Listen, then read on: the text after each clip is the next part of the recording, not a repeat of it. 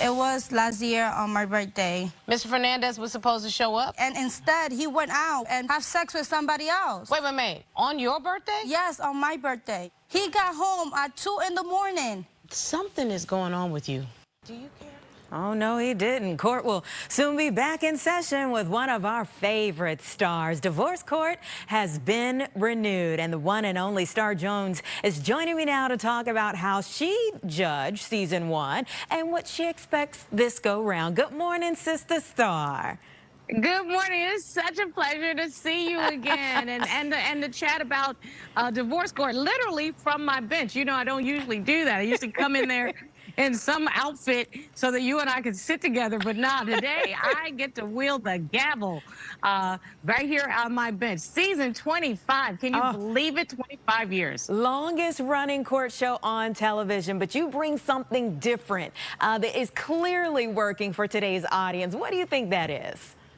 Well, in reality, I think because we're the OG when it comes to relationship show, we actually bring real people with real problems. We continue to be that show. That's what the audience really appreciates because they see themselves often in these litigants. Now, this may be a little extreme on Divorce Court because we do have some cases.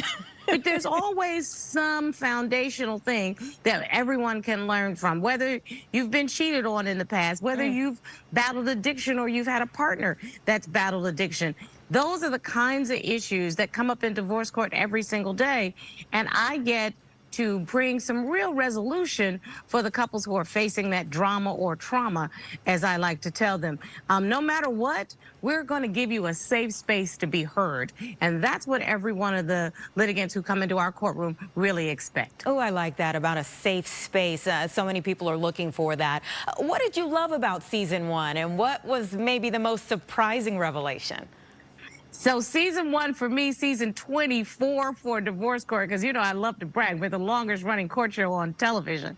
I have to tell you what I learned more than anything was that people want the ability to express themselves. That's the one universal truth, that communication was the thing that was lacking in most of the relationships.